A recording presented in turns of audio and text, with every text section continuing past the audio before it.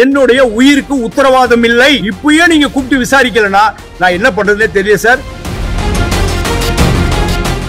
சொல்லுங்க சார், நீங்களே சொல்லுங்க. என் குடும்பத்துக்கு யார் ப்ரொடெக்ஷன்? செத்து போயிட்டா ஒரு மலர் மலையம் வச்சுட்டு ஒரு அப்படியே போயிடுவீங்க, ஒரு கண்ணீர் விட்டுட்டு போயிடுவீங்க அதிகாரிகள். அதுதான் சார் இன்னைக்கு நடக்குது. சுந்தரேசன் எல்லாத்தையும் ஃபேஸ் பண்ணுவான். நீங்க கொடுங்க, என் மேல சேர்த்து அடிங்க, எல்லாம் படிங்க. நாளைக்கு நான் இங்க இருந்தா என் உயிருக்கே ஆபத்து, என் உயிருக்கு ரொம்ப ஆபத்துங்க சார். இது பேசுறதுனால என்ன விளைவுகள் வரும் எனக்கு தெரியும். தெரியாமலே சார் உங்க முன்னாடி எல்லாம் நின்று சொல்லிட்டு இருக்கேன். எங்க அப்பா அங்க உயிருக்கு போராடிட்டு இருக்காரு சார். அப்ப கூட நின்று கொடுக்குறேன் சார். எனக்கு ஓடி போக மாட்டான் சார் இந்த சுந்தரேசன். நேர்மையா வேலை செய்யறேன். என் நேர்மைக்கு இப்பயே சொல்றேன் சவால். நான் பணம் லஞ்சம் வாங்கி இருந்தேன் சொல்லி இருந்தா என்ன தூக்குல போடுங்க சார். 2005 இருந்து இன்று வரை உயர் அதிகாரிகள் ஏதோ ஒரு விதத்துல டார்ச்சர் கொடுக்கறாங்க, மென்டல் அகனி கொடுக்கறாங்க. சாகலாம் மாட்டேன் sir. I am not a covert officer. இவங்க எல்லாம் வந்து தயவு செய்து எனக்கு காப்பாற்றணும் சார். என்னுடைய உயிருக்கு த்ரெட் இருக்குங்க சார். எனக்கு போதுமான பாதுகாப்பு கொடுக்கணுங்க சார். எனக்கு எதனா ஆச்சுன்னா அந்த உயர் அதிகாரிகள் தான் சார் பதில் சொல்லி ஆகணும். இந்த டிபார்ட்மெண்ட் பதில் சொல்லி ஆகணும் சார். அரசாங்கம் பதில் சொல்லி ஆகணும் சார். இது வரைக்கும் நீங்க சொல்ற குற்றச்சாட்டுகள் எல்லாம் வந்து என்னால் வந்து உயர் அதிகாரிகளால் வந்து பழிவாங்கப்பட்டது. 2005 இருந்து 2010 நேத்து வந்து ஒரு தொலைக்காட்சியில போட்டாங்க. சத்தியமா சொல்றேன் சார், அந்த மாதிரி ஒரு இது வந்து நிகழ்வை வந்து என்ன வந்து புனையப்பட்டது. அதெல்லாம் என் மேல வந்து சாணி பூசணும்னு சொல்லிட்டு இது மாதிரிலாம் பண்ணிக்கிட்டு இருக்காங்க. நான் வந்து நேர்மையா வேலை செஞ்சிட்டு இருக்கேன். சரி சார், உங்களுடைய இதையே சொல்றேன் சார். அதாவது வந்து நீங்க என்ன சொல்றீங்க சார்? என்ன குற்றச்சாட்டு வைக்கிறீங்க சார்? அந்த புவனாங்கிற பெண் மேல வந்து நீங்க வந்து இந்த செக்ஷுவல் ஹராஸ்மெண்ட் உங்க மேல இருக்கு. புவனான்ற ஒரு அம்மா வந்து என்ன செக்ஷுவல் ஹராஸ்மெண்ட் சொல்றீங்க, ரைட்? ஓகே, ஒரு குற்றச்சாட்டு. இரண்டாவது குற்றச்சாட்டு, அந்த பார்ல வந்து விடுவிக்கிறதுக்காக மாசம் 3000 ரூபாய் லஞ்சம் வாங்குனீங்க அப்படின்னு சொல்லிட்டு. சரி சார், இதெல்லாம் தான் உங்களுக்கு தெரியும்.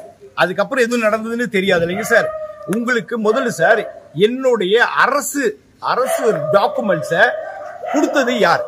அது உங்களுக்கு எல்லாம் தெரியுமா? அதெல்லாம் வரலாமா? தொலைக்காட்சியில வரலாமா? வரக்கூடாது. அரசு டாக்குமெண்ட் வரக்கூடாது. அப்போ 2005 வந்து இது மாதிரி ஒரு தவறு நடந்திருக்குதுன்னு சொல்றாங்கன்னா சார், 2 குற்றச்சாட்டு வச்சிருக்கீங்க, கரெக்டா? என்ன குற்றச்சாட்டு சார்? மறுபடியும் சொல்லுங்க சார். நீங்களே சொல்லுங்க சார். நீங்க தானே கேக்குறீங்க மீடியால. சொல்லுங்க சார், என்ன குற்றச்சாட்டு சார்? சார், புகார்தாரர் மனு கொடுக்க வந்தவங்கள்ட்ட வந்து தவறுதலா நடந்துக்கிட்டேன்.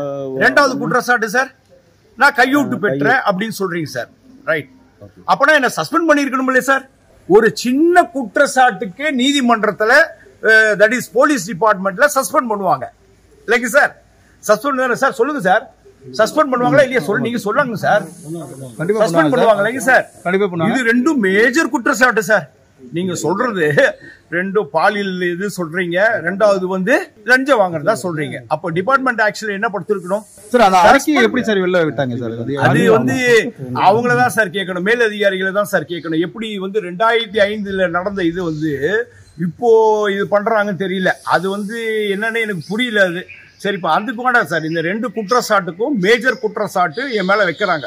போலீஸ்ல வந்து வேலை செய்யற அதிகாரிகளுக்கு மேலதான் இந்த மாதிரி குற்றச்சாட்டுகள்லாம் பண்ணுவாங்க. அது வந்து அந்த பீரியட்ல 2005 நான் துறைப்பாக்கம் காவல் நிலையத்துல ஆய்வாளரை இருந்த OMR ரோடு, அங்க வந்து லேண்ட் மாஃபியாஸ் நிறைய பேர் இருந்தாங்க. அதெல்லாம் நான் பேரு அதிகாரிகள் அதெல்லாம் நான் குறிப்பிட விரும்பல. லேண்ட் மாஃபியாஸ் நிறைய பேர் இருந்தாங்க. அன்றைய தினத்துல மாநகர கமிஷனர் திரு சேகர் அவங்க IPS அவங்க இருந்தாங்க. நான் இந்த மாதிரி ஒரு குற்றச்சாட்டு பண்ணிருந்தேன்னு சொல்லியிருந்தா என்ன பண்ணிருப்பாங்க சார்? என்ன சார் பண்ணிருப்பாங்க? சஸ்பெண்ட் பண்ணிருப்பாங்கல்ல. இந்த மாதிரி ஒரு குற்றச்சாட்டு எழுந்ததுங்க. ஒரு புவனான்ற ஒரு பெண்ணை வச்சு என் மேல ஒரு புகார் கொடுத்தாங்க. உண்மை இல்லைன்னு மறுக்கவே இல்லை, கொடுத்தாங்க. என் மேல வந்து எந்த விதமான நடவடிக்கையும் எடுக்கவில்லை. ஏன்னா அது தவறுன்னு சொல்லிட்டு கம்முன்னு விட்டுட்டாங்க. அதுக்கப்புறம் என்ன வந்து துறை ரீதியா திருநெல்வேலி மாவட்டத்துக்கு என்ன மாற்றப்பட்டேன். நான் இப்ப கூட நான் நீங்க கேட்கறதுனால தான் உங்களுக்கு இவ்வளவு நான் தெளிவா சொல்லிக்கிட்டு இருக்கிறேன். ஏன்னா எனக்குன்னு ஒரு குடும்பம் இருக்கு. எனக்கு குடும்பம் இருக்கு இல்லைங்க சார்? இருக்கா இல்லையா சார்? எனக்கு குடும்பம் இருக்கு. டிவில எல்லாம் போட்டு எவ்வளவு தூரம் அசிங்கப்படுத்தணுமோ ஒரு உயர் அதிகாரி நேர்மையா இருக்கிற. சரி சார், அதுல வந்து பேசுறேன் சார். நான் உங்களுக்கு உண்மையை சொல்றேன் சார். நான் ஓடலாம் மாட்டேன் sir. I am not a covert officer. I am sincere police officer. நான் நீங்க என்ன கேள்வி கேட்டாலும் நான் பதில் சொல்றேன். முதல்ல என்ன பேச விடுங்க சார் ப்ளீஸ். நீங்க தானே என்ன நிறுத்தி கேட்கறீங்க, கேள்வி கேட்கறீங்களா? நான் பதில் சொல்றேன். நீங்க என்ன கஷ்டப்படுத்தணும்னு நினைக்கிறீங்க, என் குடும்பத்தை கஷ்டப்படுத்தணும்னு நினைக்கிறீங்க. அவங்க அதிகாரிங்க நான் வந்து பிரஸ் மீட் கொடுக்குறேன்றாங்க, என்ன வந்து சஸ்பெண்ட் பண்ற அளவுக்கு நீ ஏன் பிரஸ் மீட் கொடுத்தேன்னு சொல்றாங்க. இப்போ என்ன கஷ்டப்படுத்தி நீங்க தானே நிறுத்தி இவ்வளவு கேள்வி கேட்டுக்கிட்டு இருக்கீங்க. நான் கொடுக்க மாட்டேன்னு சொல்றேன் சார். நான் கண்ணியமிக்க காவல்துறையில நான் ஒர்க் பண்றேன் சார். நானு போலீஸை நான் கலங்கடிக்கிறதோ இல்ல அரசு அதிகாரிகளை பத்தி பேசுறதுக்கோ நான் கூடாதுங்க சார். பட் இருந்தாலும் என் மேல சாணியை பூசுறீங்க, எல்லாத்தையும் உலகமே பாக்குது. ஒரு நேர்மையான ஒரு அதிகாரியை வந்து இவ்வளவு பேசுறீங்க சார். 2005 அப்போ இருந்த கமிஷனர் சார் எந்த விதமான நடவடிக்கை எடுக்கல சார். என் மேல சத்தியம் சார், இது எடுக்கவே இல்லை. ஆனா காவல்துறை சார் என்ன சார், நான் தான் சொல்றேன் சார், நான் தப்பு பண்ணிருந்தா என்ன சார் பண்ணணும்? என்ன பண்ணுவாங்க? உடனே என்ன பண்ணுவாங்க? சஸ்பெண்ட் பண்ணிருப்பாங்க சார். பண்ணாங்களான்னு கேளுங்க சார். ஆனா ஊதிய உயர்வு நிறுத்தி வச்சிருக்கதா சொல்லி சார். அடுத்து வரேன் சார். ஏன் அதுக்குள்ள ஓடுறீங்க? நான் கேட்கிறேன். டேக் மை, நீங்க என்ன புடிச்சிட்டீங்க, இப்ப நான் பதில் சொல்லி ஆகணும். தப்பு பண்ணா என்ன பண்ணணும்? சஸ்பெண்ட் பண்ணணும். என்ன சஸ்பெண்ட் பண்ணல, என்ன டிரான்ஸ்பர் பண்றாங்க. என்ன பண்றாங்க? டிரான்ஸ்பர் பண்றாங்க. நான் திருநெல்வேலி மாவட்டத்துல போயிட்டு கபில் சர்க்கர்னு அப்போ ஒரு ஏஎஸ்பி வந்து புதுசா எஸ்பியா வந்து போய் ஜாயின் பண்ணார். அவர்கிட்ட போய் மாவட்டத்துல போய் ரிப்போர்ட் பண்றேன். டிஐஜி ஐயா வந்து கண்ணப்பன் ஐயா என்ன control room Kanyakumari control room போடுறாரு. என்ன புரியுதுங்களா சார்? இதுக்கு பின்னாடி நிறைய பெரிய பெரிய லாபி இருக்கு சார். பெரிய பிக் லாபி. என்ன தெரியுங்களா? எல்லா அதிகாரிகளும் ஒன்னு சேர்ந்து நேர்மையான அதிகாரிகளை வந்து பழி வாங்குவாங்க. ஏன்னா இது வந்து ஒரு வட்டம். இது எல்லாருக்குமே தெரியும். நான் வந்து ரொம்ப ஸ்ட்ரெயிட் ஃபார்வர்ட் ஆபீசர்னால என்ன வந்து இது மாதிரி ஒரு பண்ண வச்சு எனக்கு ஒரு புகார் கொடுக்க வச்சு என் மேல வந்து என்ன பண்ணாங்க, ஒரு அவதூறு வந்து பரப்புனாங்க. ஆனா சஸ்பெண்ட் பண்ணணுமா? சஸ்பெண்டே பண்ணல. நான் போய் கன்னியாகுமரி கண்ட்ரோல்ல போய் வேலை செஞ்சுக்கிட்டு இருக்கும் போது இதே மன அழுத்தத்துக்கு நாளான நான் கொடுக்கிற புகார் ஒரு பெரிய ஒரு உயர் அதிகாரி மேல நான் கொடுக்கிற புகார். அப்ப இருந்த டிஜிபி மேடம் வந்து லத்திகாச்சரன் மேடம், அவங்களுக்கு அந்த பெட்டிஷன் அனுப்புறேன். பெட்டிஷன் அனுப்பிச்ச உடனே அதுல நடவடிக்கை எடுக்கிறாங்க. எப்படி? அந்த உயர் அதிகாரிகள் மேலேயோ யாரு மேலேயும் நடவடிக்கை எடுக்கல. என் மேல நான் கொடுத்த மனுவை வச்சுக்கிட்டு என் மேல 3B போட்டு நடவடிக்கை எடுக்கிறாங்க, விசாரிக்கிறாங்களாம்.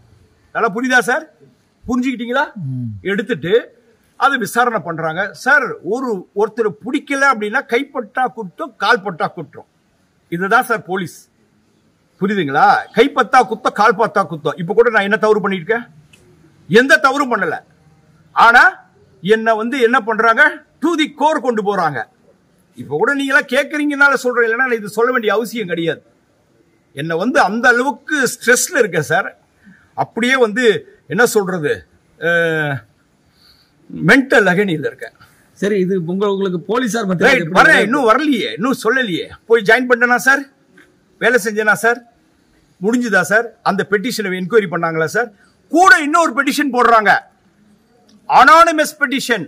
எந்த முகாந்திரமே இல்லாத பேர் போட. இப்போ ஒருத்தர் நீங்க என் மேல குற்றச்சாட்டு சொல்லணும். உங்க பேர் என்ன சார்? சுந்தரமூர்த்தி சார். உங்க பேர் சார்? சேதுராமன். உங்க பேர் சார்? ராஜ்குமார். யோகேஸ்வரன். அப்ப இந்த யோகேஸ்வரன் நீங்க வந்து ஒரு பார் வச்சுக்கிறீங்க, நீங்க வந்து லாட்டரி விக்கிறீங்க, நீங்க இது பண்றீங்க அது பண்றீங்கன்னு சொல்லிவிட்டு ஒரு பெட்டிஷன், அனானிமஸ் பெட்டிஷன் இவங்களே போட வைக்கிறாங்க. போலீஸ்ல ஒரு உயர் அதிகாரி சொல்லி போட வச்சு விசாரணை பண்ணி இவங்களே ஒரு ரிப்போர்ட் தயாரிக்கிறாங்க. என்ன தயாரிக்கிறாங்க?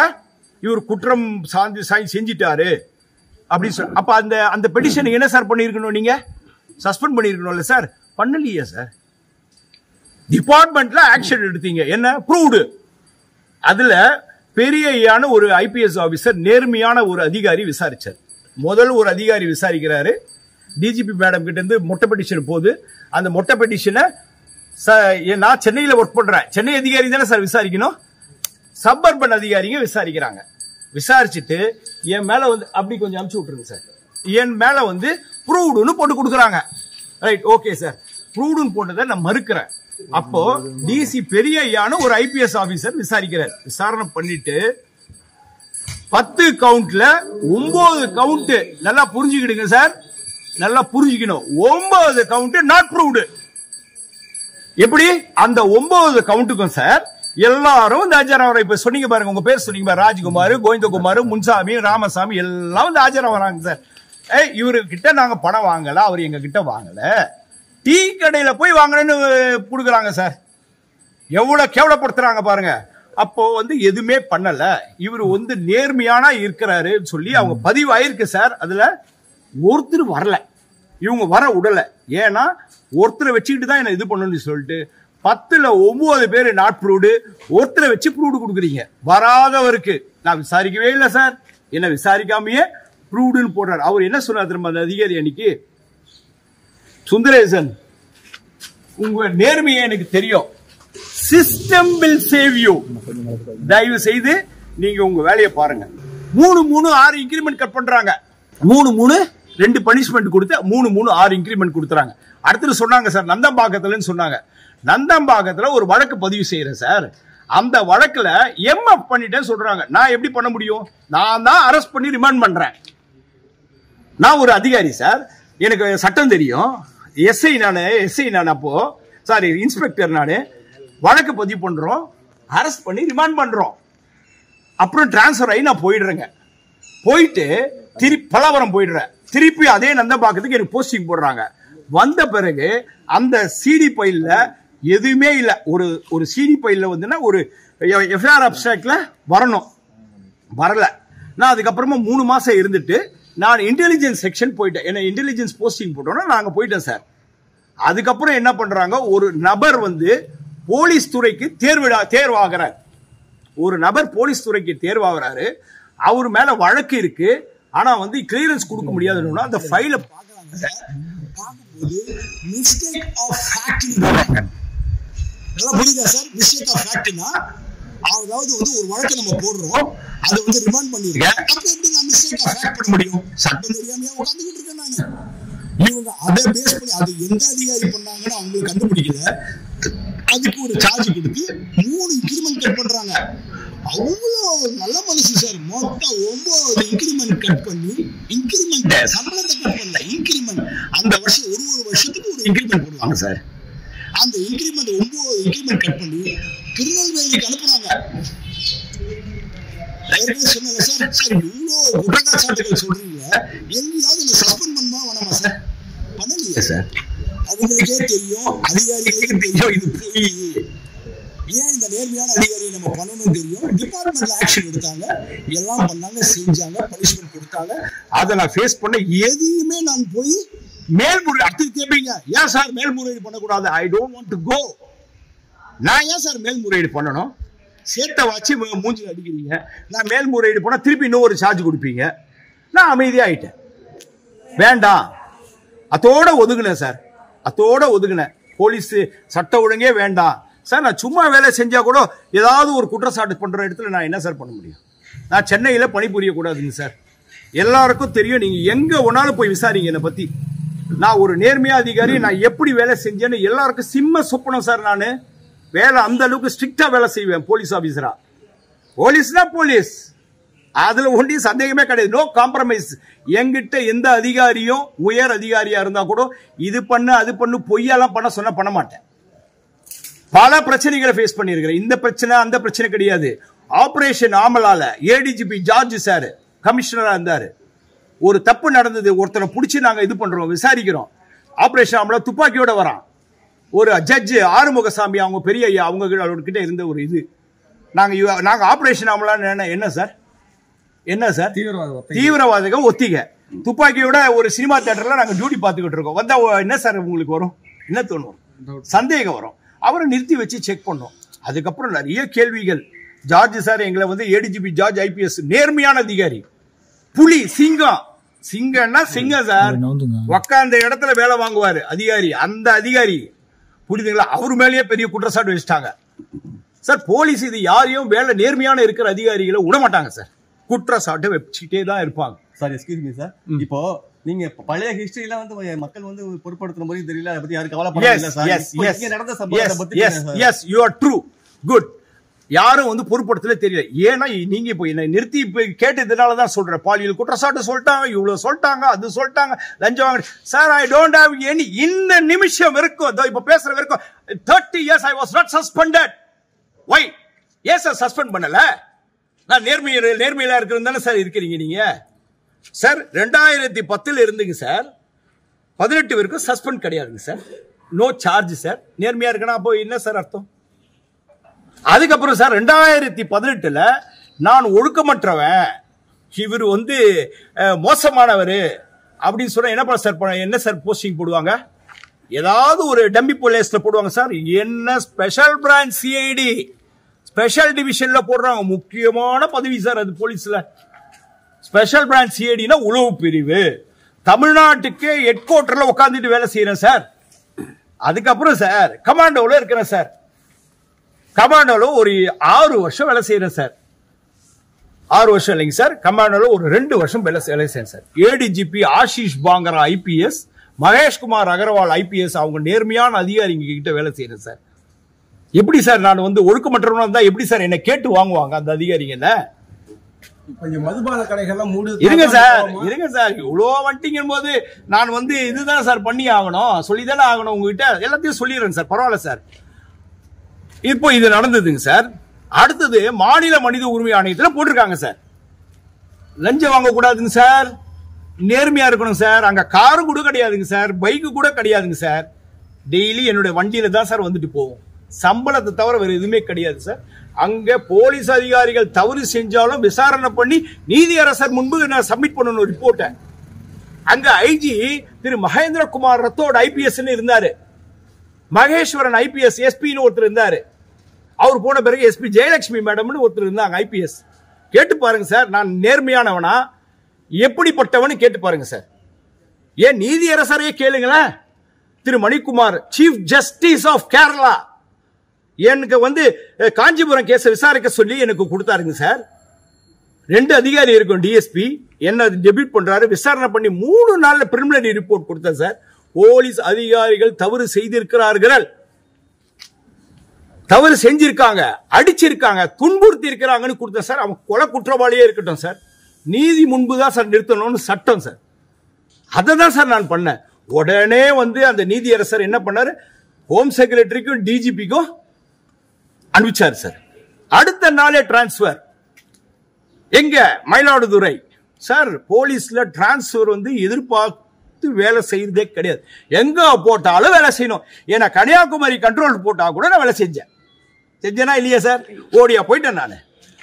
இல்ல நீங்க மயிலாடுதுறையில போக கூடாது சொன்னா நான் போகாம இருப்பேனா? எனக்கு ஆர்டர் போட்டீங்க, நான் வந்துட்டேன்.